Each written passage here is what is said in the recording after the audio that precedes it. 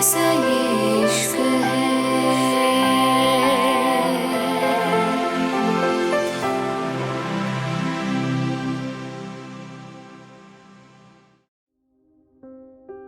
रिद्धिमान की बात पे अल्याना हैरानी से बोली, रिद्धिमान, तुम जानते हो ना क्या कह रहे हो? तुम मुझे ये सब कह रहे हो, जानते हो ना? अल्याना की आंखें लाल हो गई थीं। रिद्धिमान, जो शायद उसको दर्द में देख नहीं पा रहा था, वो अपनी नजरें फेरते हुए बोला, मुझे नहीं लगा था तुम इतनी घटिया निकलोगी अल्याना। तुम पे यकीन करा था, मैंने अपना यकीन तुम्हें दिया था। लेकिन तुमने मेरा यकीन तोड़ दिया। तुमने मुझे धोखा दिया ही, एक ऐसा जख्म दिया है जो शायद कभी नहीं जाएगा। रिद्धिमान की बात पे अल्याना जल्दी से आगे आते हुए उसका हाथ पकड़ के बोली, रिद्धिमान। लेकिन रिद्धिमान ने गुस्से से उसका हाथ झटक दिया था। रिद्धिमान उसकी आंखों में देखते हुए बोला, नफरत होती है जब तुम मुझे छूती हो। दूर रहो, मुझसे मैं नहीं चाहता तुम मेरे आस पास भी रहो। रिद्धिमान की बात पे अल्याना तड़पते हुए बोली, रिद्धिमान, मैं तुम्हारे बगैर नहीं जी पाऊंगी। याद है ना तुम्हें मैंने क्या कहा था? मैं मर जाऊंगी, मैं नहीं जी सकती। तुम्हारी वजह से मेरी जिंदगी ठीक होनी शुरू हुई थी, अब तुम मुझे अकेले छोड़ के चले जाओगे। नहीं रिद्धिमान, प्लीज मेरे ऊपर तरस खाओ। मेरा इस दुनिया में कोई नहीं है, लेकिन तुम्हारे अंदर मुझे वो अपनापन नजर आया था। मेरा दिल जानता है मैंने कुछ नहीं किया। अल्याना की बात पे रिद्धिमान एक हाथ से उसका चेहरा पकड़ के ऊपर करते हुए बोला, मुझे आज यही अल्याना राठौर अच्छी लग रही है, मेरे सामने अकड़ से खड़ी होने वाली अल्याना। राठौर आज सर झुका के खड़ी है, उसकी जिंदगी मेरे ऊपर डिपेंड है। रिद्धिमान हंसते हुए बोला तो अल्यान की आंखों से आंसू निकल आए थे। सही कह रहा था वो, हमेशा अकड़ से रहने वाली अल्याना राठौर आज सर झुकाए खड़ी थी। रिद्धिमान गहरी सांस लेकर बोला, थैंक यू सो मच मेरा ट्रस्ट तोड़ने के लिए, मुझे इस दुनिया की सच्चाई दिखाने के लिए, और ये दिखाने के लिए ये दुनिया सही कहती थी। तुम सच में। रिद्धिमान ने अपनी बात अधूरी छोड़ दी थी। अल्याना अब खामोशी से रिद्धिमान को देख रही थी। अल्याना धीरे से अपनी पलकें उठाते हुए बोली, क्या तुम्हें सच में लगता है ये सब मैंने किया है? अल्याना की बात पे रिद्धिमान की आंखों में अजीब सी बेचैनी आई थी, लेकिन अचानक ही उसकी आंखें फिर से गुस्से से बदल गई थीं। रिद्धिमान गहरी सांस लेकर बोला, तुम्हारे अलावा और कोई कर भी नहीं सकता? अल्याना राठौर, तुम्हारे अलावा और किसी को मैंने इतना करीब आने ही नहीं दिया। तुम्हारे अलावा कोई और इस रिद्धिमान को नहीं जानता था। अल्याना रिद्धिमान की आंखों में देखते हुए बोली, तो ये सब मैंने किया है? मैंने तुम्हें धोखा दिया है? अल्याना की बात पे रिद्धिमान उसका चेहरा पकड़ के उसको नफरत से देखते हुए बोला, हाँ सही सुना तुमने, ये सब तुमने ही किया है और मैं अपने दिल से तुमसे नफरत करता हूं। अल्याना, अब तुम्हें बर्बाद करना मेरी जिंदगी का सबसे बड़ा मकसद है। जैसे तुम्हारी वजह से आज मेरी फैमिली सब बर्दाश्त कर रही है, वैसे तुम भी यही सब झेलेगी, तुम्हारा भी यही हाल होगा। इतना कह के रिद्धिमान अपने सामने पड़े फूलों के ऊपर से निकल गया था और वो फूल वहीं बिखर गए थे, जैसे इस वक्त अल्याना का दिल टुकड़ों में बिखरा गया था। काफी देर तक उस सजावट को देखने के बाद अल्याना ने कमरे में अंधेरा कर दिया था और वो एक कोने में जाके बैठ गई थी। उसकी पूरी बॉडी कांप रही थी। फिर से उसको वहीं पैनिक अटैक आने शुरू हो गए थे। वो कांप रही थी, उसको कुछ नजर नहीं आ रहा था। उसकी दवाई भी यहाँ नहीं थी और उसको कंफर्ट देने वाला, उसकी जिंदगी का साथी जो उसकी जान बन चुका था, वो भी यहाँ नहीं था। अल्याना कांपते होठों से बोली, रिद्धिमान प्लीज। वो चिल्ला रही थी, लेकिन उसकी आवाज कहीं सबसी गई थी। वे धीरे से बोली, रिद्धिमान, तुमने मुझे एक बार भी यकीन करना जरूरी नहीं समझा। वो खुद से ही बोले जा रही थी और फिर ऐसे करते करते वो जमीन पे लेट गई थी। वो अभी भी बेहद खूबसूरत लग रही थी, लेकिन बस फर्क इतना था, उसकी आंखों में अब वो चमक नहीं थी। वहीं दूसरी तरफ ओबरॉय मैंशन के बाहर मीडिया पागलों की तरह घूम रही थी। ओबरॉय मैंशन के आसपास खड़े गार्ड हर मुमकिन कोशिश कर रहे थे मीडिया को हटाने की, लेकिन मीडिया वहां से हटने का नाम नहीं ले रही थी। वहीं अंदर शमिता का रो रो के बुरा हाल था। उसकी आंखें सूज चुकी थीं। सेरेन खुद हैरान थी। उसको अब अपनी बहन से और ज्यादा नफरत हो रही थी। कितनी बुरी थी अल्याना। राठौर अपने मतलब के लिए उसने फिर से किसी की जिंदगी खराब कर दी। लेकिन उससे ज्यादा उसको इस बात की हैरानी थी। युवान अगर शमिता का बेटा नहीं था तो कौन था? क्योंकि शमिता और कुणाल को देख के कभी लगा नहीं वो उनका बेटा नहीं है।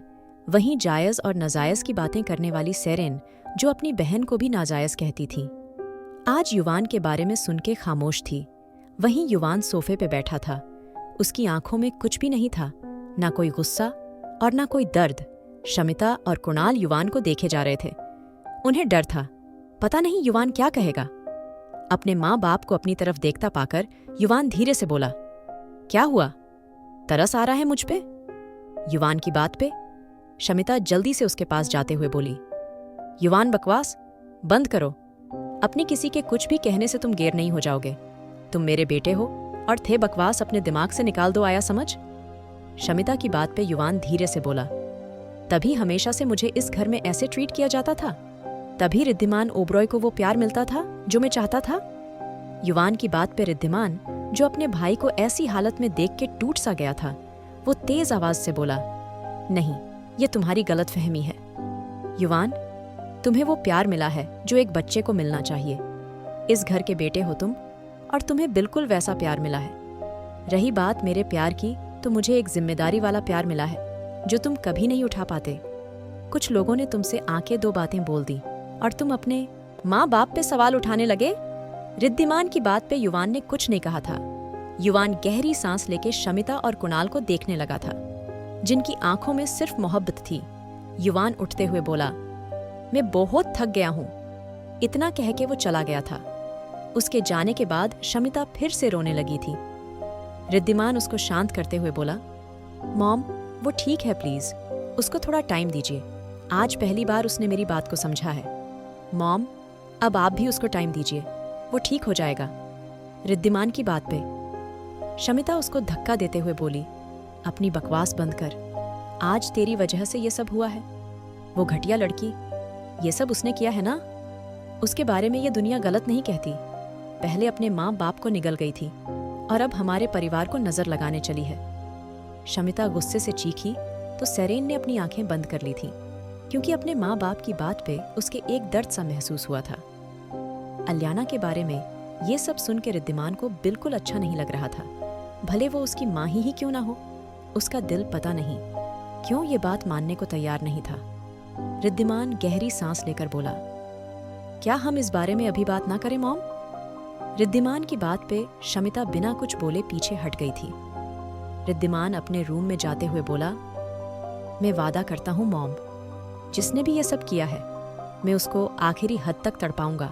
और रही बात युवान की, तो रात तक सब जगह से ये न्यूज़ हट जाएगी। आप टेंशन मत लीजिए। इतना कह के रिद्धिमान चला गया था। उसके जाने के बाद सेरेन धीरे से बोली, मॉम, आप कुछ खा लीजिए, आपने सुबह से कुछ नहीं खाया है।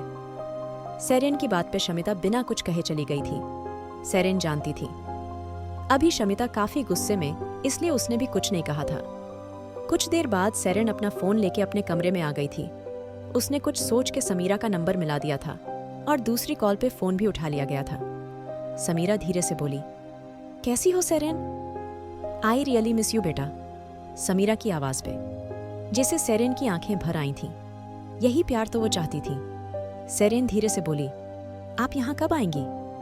मैं भी आपको बहुत मिस कर रही हूँ। सेरेन की बात सुन के समीरा झूठी मोहब्बत से बोली, आई नो, तुम भी मुझे बहुत मिस कर रही होगी। सेरेन, यहाँ भी मुझे एक जरूरी काम है, वो हो जाए उसके बाद मैं आती हूँ तुमसे मिलने बेटा। समीरा की बात पे सेरेन ने बिना कुछ कहे कॉल काट दिया था। अब उसको एहसास होने लगा था जैसे वो इस दुनिया में काफी अकेली है, और खासकर ये एहसास उसकी युवान ने कराया था। युवान ने अपनी किसी गर्लफ्रेंड से मिलना नहीं छोड़ा था। वो अपनी सब गर्लफ्रेंड के साथ कहीं ना कहीं रहता था और उनको घर भी लेके आता था, रातें भी गुजारता था। अब ये चीजें सेरेन को हर्ट करने लगी थी और अलियाना से उसकी नफरत अभी भी कम नहीं हुई थी। सेरेन अपने फोन को जमीन पर फेंकते हुए नफरत से बोली, अलियाना राठौर, तुम्हारी वजह से मेरे साथ ये सब हुआ है ना? तुम्हारी वजह से मैंने इतने घटिया इंसान से शादी करी। तुम्हारी वजह से मुझे ये सब बर्दाश्त करना पड़ रहा है। याद रखना, मैं तुम्हें नहीं छोड़ूंगी। अब वक्त आ गया है तुमसे मिलने का। आखिर तुम्हें एक दर्द और देना है। ये सोच के सेरेन के चेहरे पे जहरीली मुस्कान थी। दूसरी तरफ समीरा कुछ पैसे सामने खड़ी लड़की पे उछालते हुए बोली, अब कंपनी उसके हाथ से जाने वाली है, इसलिए मैं तुम्हें अच्छी पोजीशन दूंगी। उसके साथ रहकर तुम सिर्फ उसका गुस्सा झेल रही थी। अब तुम्हें वो करना है जो मैं तुम्हें कहूंगी, याद रखना। इतना कह के सामने खड़ी लड़की थोड़ा डरते हुए बोली, क्या बोल रही हैं आप? अगर अलियाना राठौर को पता चल गया मैंने उसको धोखा दिया है, वो मुझे जिंदा नहीं छोड़ेगी। नहीं नहीं, मैं ये नहीं कर सकती। समीरा इस बार गुस्से से बोली, जानती हो ना क्या कह रही हो तुम? पैसे पूरे लिए हैं तुमने, इसलिए बकवास बंद करो और जैसा कहा जाए करो। समीरा की बात पे वो लड़की बिना कुछ कहे चली गई थी। आखिर क्या कर रही है अब समीरा? क्या अलियाना बच पाएगी समीरा की चाल से? जानने के लिए सुनिए the mafia boss unwanted wife. और अगर आपको एपिसोड पसंद आया तो लाइक, शेयर और सब्सक्राइब करना ना भूलें।